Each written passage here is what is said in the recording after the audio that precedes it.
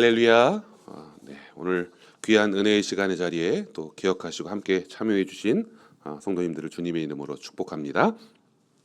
여러분, 오늘 본문은요, 다윗이 하나님의 언약궤를 예루살렘으로 옮겨가는 그 장면을 담고 있습니다.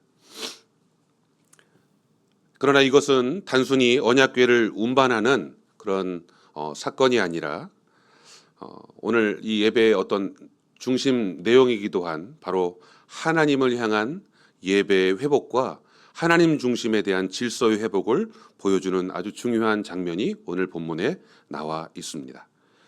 제가 지난번에는 우리 다윗의 어떤 그 전쟁을 통한 하나님의 임재하심과 도우심을 이야기했다면, 오늘은 다윗이 그 전쟁에서 승리하고 블레셋에서 다시 되찾아온 이 하나님의 언약궤에 대한 사건들을 담고 있는데, 다윗은 이미 한 번 이 언약궤를 옮기려 했다가 실패한 경험을 했습니다. 잘 아시는 바와 같이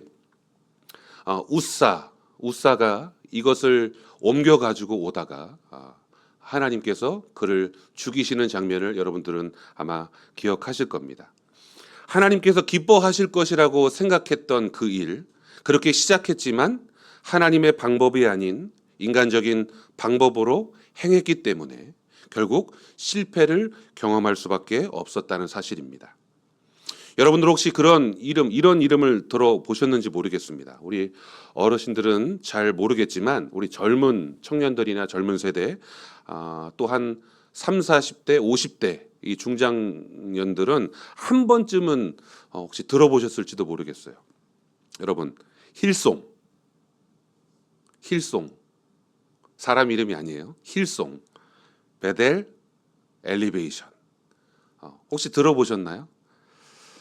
2000년대 초반에 전 세계 예배의 어떤 흐름을 바꾸었던 대표적인 예배 단체의 이름입니다. 힐송, 베델, 엘리베이션.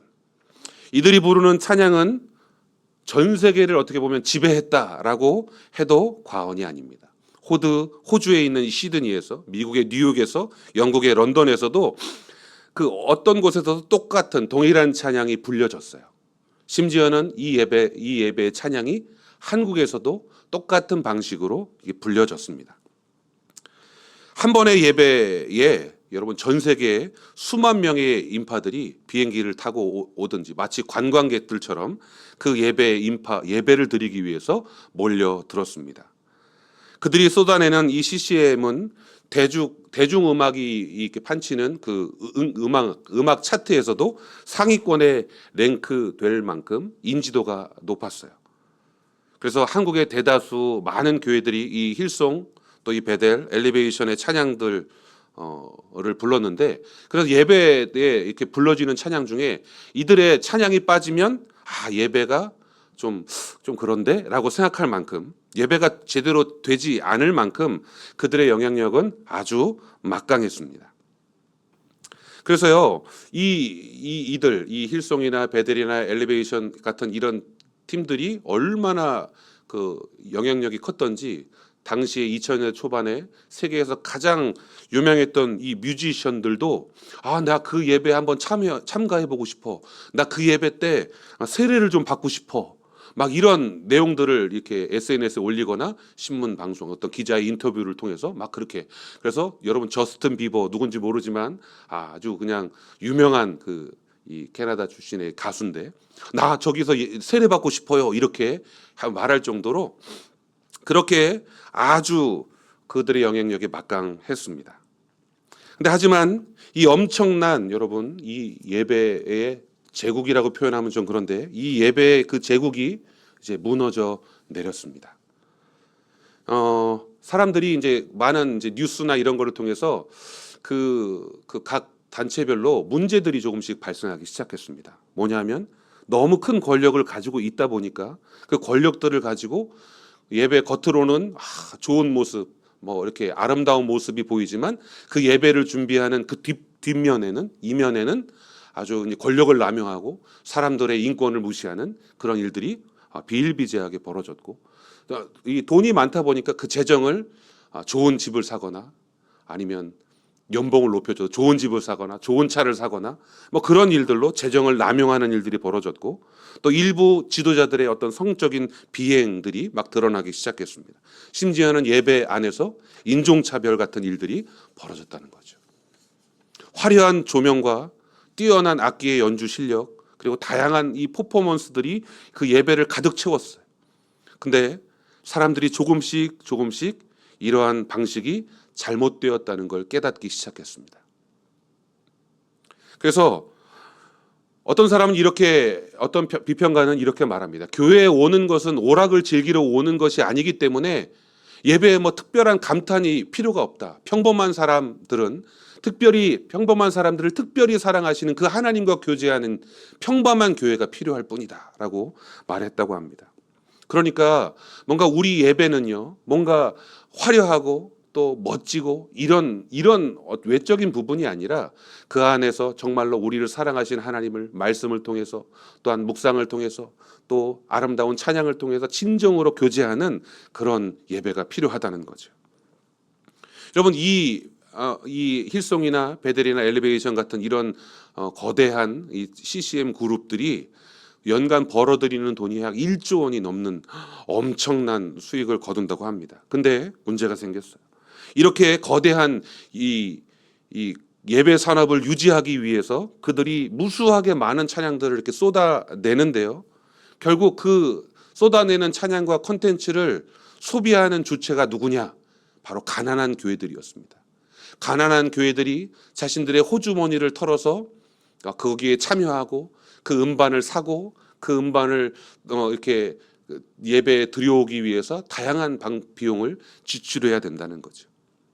그래서 가난한 교회들이 어렵게 내는 이 콘텐츠 비용이 그들을 유지하는 투어 비용으로 들어가게 되는 거죠. 여러분 생각해 보세요. 대형 교회가 이 가난한 영세 교회들을 돌보는 게 아니라 가난한 영세 교회들이 이 대형 교회를 유지하기 위해 돈을 내고 있었다는 사실. 이게 하나님이 이러한 예배의 방식을 어떻게 생각하실까? 하나님이 이것을 올바른 예배의 방식이요, 이것이 선교다라고 인정하실까요?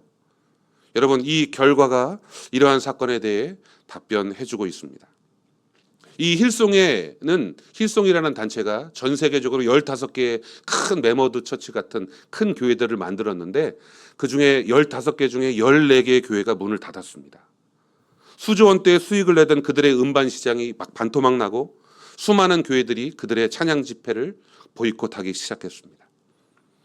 기독교의 예배는 유행을 쫓는 사람들로 넘쳐나는 예배당이 아니라 정말 하나님에 대한 특별한 사랑을 가지고 찾는 사람들을 통해 드려지는 예배를 하나님은 기뻐하신다는 사실을 여러분들 기억하시기 바랍니다. 오늘 본문은 다윗이 이 실패 이후에 하나님의 언약궤를 가지고 오려고 시도했다가 실패한 그 이후에 다윗이 무언가를 깨닫고 어떻게 다시 시작하는지를 보여주고 있습니다. 저는 이런 질문을 던져보고 싶습니다. 우리는 하나님을 예배하지만 정말 하나님이 원하시는 방식으로 예배하고 있는가? 여러분 각자에게 한번 이 질문을 한번 던져보세요. 오늘 우리가 드린 이 예배를 하나님이 정말 원하시는 그런 모습으로 내가 예배하고 있는가라는 거죠. 저는 이 첫 번째 단락입니다. 이런 주제를 가지고 함께 말씀을 나눠보고 싶어요. 실패는 여러분 끝이 아니라 깨달음의 시작입니다. 2절 본문을 함께 같이 읽겠습니다. 2절 본문입니다. 다윗이 이르되 레위 사람 외에는 하나님의 궤를 맬 수 없나니 이는 여호와께서 그들을 택하사 여호와의 궤를 메고 영원히 그를 섬기게 하셨음이라 하고. 네, 여러분 다윗은 다시 준비합니다. 이번에는 서두르지 않았습니다. 준비하고 점검하고 하나님의 말씀을 확인합니다. 여러분 이것은 단순한 규례를 확인하고 행하는 그런 지침 정도가 아니라 이 다윗은 이제 깨달은 거죠. 바로 신앙적인 깨달음이 있었다고 봅니다. 하나님께서 왜 레위인들을 구별하셔서 그 예배에 사용하시는지를 이해하게 된 거죠. 여러분 왜 레위인들이 하나님께서 이스라엘 백성 중에서 뽑으셔서 구별하시는지 우리 성도들은 다 잘 아시잖아요. 바로 레위인들의 그 목숨, 레위인 한 사람 한 사람이 바로 우리의, 저와 여러분의 목숨을 대신한 생명값이라는 겁니다. 여러분, 출애굽 당시에 하나님께서 애굽에 재앙을 내리십니다. 그래서 온 애굽에 있는 모든 첫것, 사람이든지 짐승이든지 다 하나님께서 죽이시겠다고 하셨어요. 그런데 이 히브리인들에게는 하나님께서 은혜를 베푸시죠. 어린 양을 잡아서 그 피를 문방과 설주와 문과 창문 틀 이런 곳에 바르게 하셨다는 겁니다. 그러면 하나님께서 그 집을 구원하시는 거죠. 그 장자를 찾지 않으시겠다는 거죠. 하나님의 위대하심을 온 천하에 나타내십니다. 바로 모든 난 것의 첫 새끼, 첫 것을 요구하시는 거죠. 그러나 하나님께서는 유월절에 이 어린 양을 통해서 이스라엘 백성들에게는 그것을 받지 않으셨어요. 온 애굽 사람뿐만 아니라 육축의 첫 새끼까지 다 죽임을 당했지만 히브리인들이 거했던 그 고산 땅에는 죽음이 임하지 않았습니다. 그리고 후에 그들이 출애굽하고 백성들의 수를 계수하시면서 하나님께서 말씀하세요. 그리고 그 장자, 각 지파, 각 가정마다 그 장자의 수를 계수하여 레위인들의 숫자를 맞추시는 거죠. 바로 그것이 레위인들이었다는 거예요. 레위 지파의 숫자가 약 22,000명인데 한 좀 모자라요. 숫자가 좀 차이가 나니까 나머지 5세겔로 이 대속, 이 속전이라는 것을 이렇게 만들게 되지요. 각 가정과 가문의 장자의 수를 계산한 숫자와 이 레위인들의 숫자를 일치시켜서 하나님께서 그들의 어떠한 이 장자의 첫 값을 하나님 받으십니다. 각 가정과 가문의 장자들이 뽑혀서 여러분, 우리 담임 목사님도 말씀하셨죠. 성막과 제사를 위해 동원된다면 백성들의 삶이 어떻겠어요? 이렇게 그냥 평생을 50세까지 한평생을 그 성막과 그런 일들을 위해 장자들이 뽑혀서 일을 해야 되면 가정을 돌보는 일에 좀 소홀히 하게 되고 좀 어려움이 생기잖아요. 그들의 삶에서 온전한 풍요로움을 누릴 수가 없게 됩니다. 그렇게 하나님께서는 그들을 대신하여 하나님을 섬길 수 있는 지파를 따로 구분하시는 거죠. 레위인들을 세우셨습니다.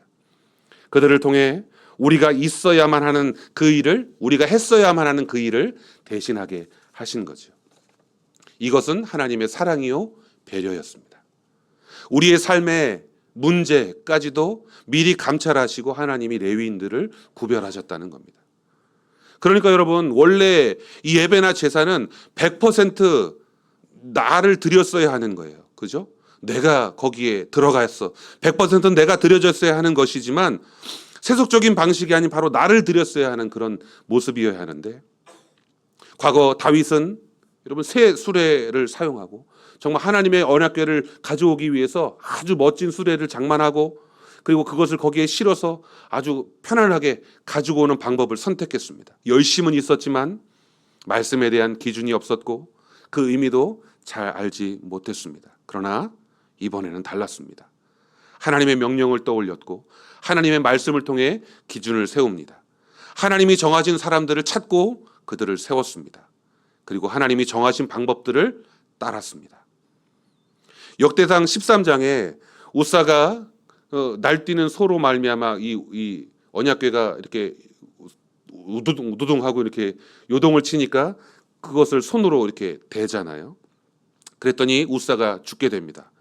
그래서 베레스 우사라고 표현하는데 그 베레스 우사라는 뜻이 하나님께서 우사의 몸을 찢으셨다라고 말하는 거예요. 여러분, 이 사건을 통해서 다윗뿐만 아니라 온 이스라엘 백성들이 하나님을 두려워했습니다. 하나님을 모셔오기를 불편히 여겼어요. 내가 열심을 냈는데, 내가 내 최선의 것을 하나님께 내가 시도하려고 했는데 하나님이 왜 이것을 거절하셨을까? 불편히 여겼습니다. 그런데 하나님의 궤를 잠시 동안이지만 받아들였던 오벳 에돔의 집이 큰 복을 얻게 되는 것을 보았습니다. 역대상 13장 13절을 한번 같이 읽어보겠습니다. 하나님의 궤가 오벤에돔의 집에서 그의 가족과 함께 석 달을 있으니라. 여호와께서 오벤에돔의 집과 그의 모든 소유에 복을 내리셨더라. 네, 여러분, 신앙은 열심만으로는 완성되는 게 아니었습니다. 열심히 진리를 벗어나게 되면 여러분 어떤 일이 벌어집니까? 큰 위험이 발생하게 되는 거죠. 오히려 독이 되기도 합니다. 실패는 고통스럽지만 하나님의 말씀으로 돌아오게 된다면 그 실패는 결국 은혜와 축복의 통로로 이어진다는 사실을 여러분들 믿으시기 바랍니다. 언약궤가 이 오벳에돔의 집에 오기 전에 아비나답의 집에서 약 20년을 여러분 있었어요. 그리고 오벳에돔의 집에서 석 달. 근데 성경은 말합니다. 아비나답이 복을 받았다라고 하는 말은 기록되어 있지 않아요. 오벳에돔의 집에서 석 달 동안 있었던 그 기간 동안 오벳에돔의 집의 소유가 하나님으로부터 복을 얻었다라고 하는 거죠. 아비나답과 오벳에돔의 집의 차이가 무엇이 있었을까요? 자세히 연구하지 못했지만 여러분 분명 차이가 있었을 겁니다. 하나님의 말씀을 대하는 태도, 하나님을 대하는 어떤 삶의 방식, 분명 그런 것에서 차이가 있었을 겁니다. 20년이나 있었지만 복을 얻지 못했지만 단 3개월 동안 하나님의 언약궤를 보관했던 오벳에돔이 복을 얻었던 것은 바로 하나님의 말씀에 순종하고 그 말씀대로 따랐다는 걸 짐작하게 합니다. 두 번째 단락은요, 예배는 감정이 아니라 거룩한 질서라고 하는 겁니다. 다윗은 언약궤를 가져오기 위해서 먼저 온 이스라엘 백성들을 모읍니다. 이전까지에는 없었던 일이었어요. 레위 사람들을 구별하고 각 가문별로 책임자를 세웁니다. 모든 과정과 모든 일들이 순조롭게 아주 조직적으로 질서정연하게 이루어지는 것을 오늘 본문을 통해서 확인할 수 있죠. 사람들을 세우고 숫자를 셉니다. 왜 이렇게까지 해야 할까요? 예배는 단순히 감정을 표현하는 장이 아니기 때문입니다. 예배는 거룩하신 하나님 앞에 서는 사건입니다. 그렇기에 거룩 앞에서는 반드시 여러분 질서라고 하는 게 필요하다는 거죠. 그냥 내가 편하니까 내 방식대로가 아니라 하나님이 원하시는 것, 그 거룩 앞에서는 반드시 이 질서라고 하는 하나님이 정하신 방법이 준비되어져야 한다는 겁니다. 하나님의 임재 앞에는 마땅한 그 마음가짐이 있어야 된다는 거죠. 여러분, 저와 여러분들 오늘 하나님 앞에 예배드리는 우리의 마음가짐이 정말 하나님이 가지고 계신 이 거룩함 앞에 마땅히 설 수 있는 모습인지를 다시금 되돌아볼 수 있는 시간이 되기를 바랍니다. 성경에서 이 거룩은 항상 그 거룩 다음에 이것을 요구합니다. 뭐냐 하면 구별된 것이냐. 그죠? 성경에서 우리 레위기 막 다 읽어보면 재물을 가지고 하나님께서 흠이 없는 것, 구별된 것 이렇게 말씀하시잖아요. 그 구별된 것, 내가 정말 이 거룩 앞에 내가 구별되어 있는 사람인지, 예배의 순간 이 예배의 처소 앞에 나와 있던 나와 삶에서의 내가 여러분 정말 다르면 어떨까요? 이 기독교 그리스도인으로서의 나와 아니면 일반적인 내 삶의 모습에서의 내가 전혀 다른 사람이라면 어떨까요? 두 번째는 준비입니다. 하나님께서 이 예배를 드릴 때 하나님 앞에 하나님을 만나러 올 때 내 마음의 준비가 어떠한지, 내 삶의 내 모습의 준비가 어떠한지를 하나님 기억하신다는 거죠. 그리고 순종입니다. 하나님은 여러분 아무렇게나 접근하여 경험할 수 있는 분이 절대 아닙니다. 은혜로 가까이 나아가지만 나아가는 사람은 반드시 하나님을 경외함으로 서 있을 수 있어야 합니다. 아무런 의식 없이 그저 시간이 되었으니까 나와 예배하는 모습 하나님이 기뻐하지 않으시는 겁니다. 여러분 편안한 복장이요, 편안한 시간, 합리적인 방식, 만족스러운 예배, 이건 나를 위한 기준인지 아니면 하나님을 위한 기준인지를 먼저 돌이켜 보아야 한다는 거죠. 우리가 쉽게 부르는 찬양의 가사들을 보면 하나님을 경배하는 가사들이 점점 줄어들고 있습니다. 요즘 나오는 찬양들이요. 그래서 송축이라는 단어처럼 정말 찬양의 대상이 온전히 하나님이심을 나타내는 이러한 단어들이 점차 사라져가고 있고요. 하나님은 이 은혜를 주셨으니까, 여러분 찬양의 가사를 보면 하나님이 나에게 은혜를 주셨으니까 내 기분이 너무 좋습니다. 너무 감사합니다. 내지는 하나님께서 이런 은혜를 주시면 좋겠습니다 라고 하는 내 인간 중심적 메시지가 대부분 찬양 가사에 들어가 있다는 거죠.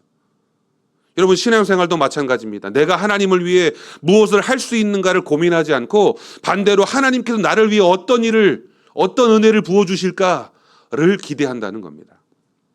물론 하나님의 은혜는 무궁하시고 어떠한 상황에서도 우리에게 충만히 역사하시지만 우리는 내 중심이 아닌 하나님 중심적인 삶과 예배를 드릴 수 있어야 할 줄로 믿습니다. 그것이 진정 하나님이 원하시는 예배인 줄 믿으시기 바랍니다. 마지막 세 번째 단락은 예배자는 먼저 자신을 거룩하게 해야 합니다. 14절입니다. 이에 제사장들과 레위 사람들이 이스라엘 하나님 여호와의 궤를 메고 올라가려 하여 몸을 성결하게 하고 네, 하나님 앞에 설 때 우리의 몸과 마음은 성결하여 흠잡을 곳이 없어야 한다는 겁니다. 물론 하나님께서는 우리의 외모가 아니라 우리의 마음의 중심을 보시지만 마음의 중심이 하나님께로 향하여 있는지를 보여주는 덕목 가운데 하나, 그건 역설적이지만 바로 우리의 성결함입니다. 우리의 모습이에요. 가장 좋은 옷으로 머리끝부터 발끝까지 세심하게 나를 준비하는 태도가 요구되어집니다. 온라인 예배가 이렇게 활성화되어 있는 요즘 세대를 보면 온라인 예배를 드릴 때 저희가 안내 문구를 띄우잖아요. 누워서 예배 드리지 마십시오. 네, 옷을 정결하게 착용하십시오. 찬양을 부를 때 함께 찬양하십시오. 이렇게 안내 문구를 띄우는 이유가 뭡니까? 그렇게 안 하기 때문입니다. 네, 소파에 앉아서 예배를 드리다가도 점점 몸이 뒤로 눕고 목사님이 설교를 시작할 쯤 되면 어느덧 나는 소파와 한 몸이 되어서 누워 있는 경우도 있고요. 여러분, 우리는 그런 모습이 아니라 정말 하나님이 기뻐하시는 예배자로 부름을 받았다는 사실이죠. 사람들은 종종 이런 생각을 합니다. 일이 중요하다. 사역이 중요하다. 결과가 중요하다. 그러나 하나님께서는 이렇게 물으실 겁니다. 너는 준비되어 있니? 너는 거룩하니? 왜냐하면 하나님께서 거룩하니 우리도 거룩하라고 말씀하셨잖아요. 너는 준비가 되어 있니? 오늘 다윗이 깨달은 어떤 신앙의 깨달음은 뭘까요? 내가 준비가 되어 있지 않았구나. 내가 하나님의 말씀을 제대로 알지 못했구나.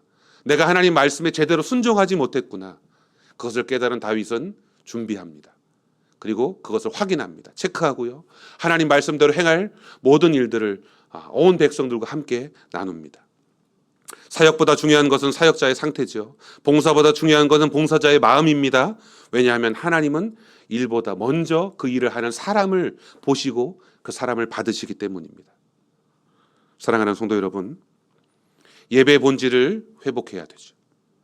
마음만 있으면 된다, 열심만 있으면 된다라고 말할 수 있습니다. 그러나 성경은 분명히 말합니다. 예배는 열정이 아니라 순종이다.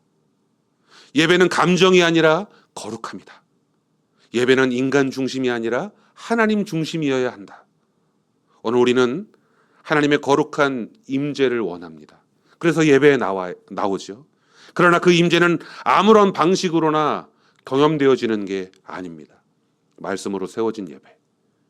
그리고 내가 거룩함으로 준비한 예배. 순종으로 드려지는 그 예배 가운데 하나님께서 임재하실 줄 믿습니다.